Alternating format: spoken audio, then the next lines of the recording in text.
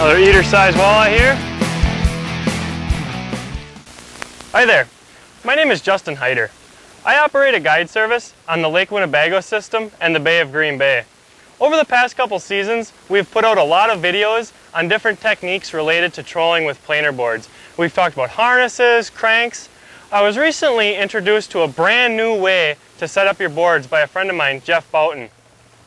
And this way involves setting up your boards so that they release when a fish hits. Traditionally, there are two ways to set up your planer boards. The first, like I usually do, is set it up so your clips stay attached to the line the entire time. With this method, you let it out to the side, and when you bring it in, you need to take your board off and then continue reeling to the fish. The only disadvantage to this is if you get a nicer fish on, your board has a tendency to want to turn and dive. And this creates problems because you're going to lose a lot of those fish. The other way, traditionally, to rig up a planer board is so that the front clip releases and the rear clip allows the planer board to slide right down the line to the fish. And this also will cost you fish from time to time because the fish has extra leverage to get the hook out of their mouth with the planer board right in front of them. This new way to fish planer boards involves using Church's tackle planer boards. So how you set these up is, this first clip, you just put the line through one time. Then you go underneath this pin here, and this pin is also a safety, so that way your board can never come off the line, so you never have to go back and chase it. And then you go back and you attach your clip in the back, and this controls the double action flag, which is spring loaded, and when you get a fish, it pulls down. It lets you know if you have a small fish nibbling or if you got weeds or whatever. So then when you get a fish on, all you need to do is give the line a little tug, and it releases from that front clip, and the board just hangs from that back assembly and allows you to bring in your fish without fighting this board at all.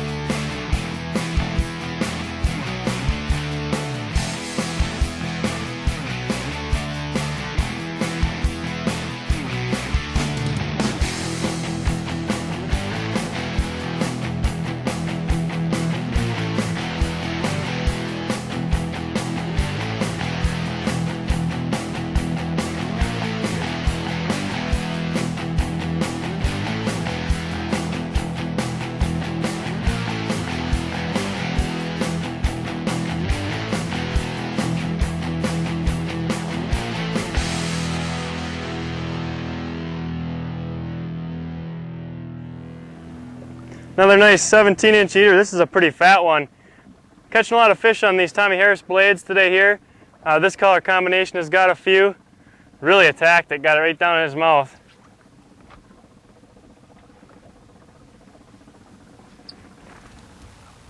Working on a pretty nice one here. We're doing really good. We got 5 out of our 6 poles got fish on them between a couple sheephead and a few walleye, so we'll see what this one is. Well, that's a little nicer walleye. Let's see if I can get him in here.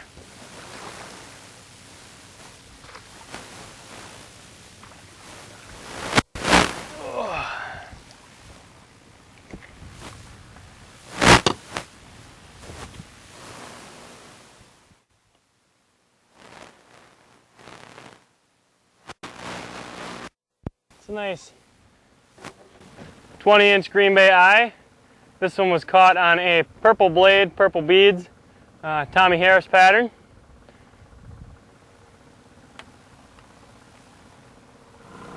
All right, we're working on a real nice fish here. Let me tell you, when you're catching these big fish, it makes it a whole lot easier to be fighting just the fish and not the board along with it.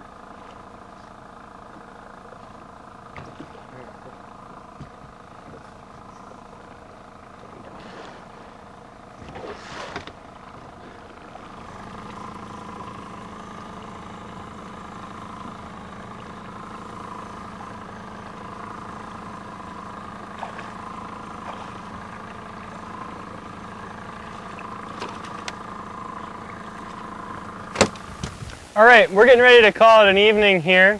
We ended up catching about 10 walleye all midday. We got out at noon and we're quitting now about 7 o'clock. So most of our fishing was midday. We started out working a little deeper. We were in 20 to 22 feet of water. We were running most of our stuff 30 to 35 feet back behind the board. So we were a little deeper in the water column.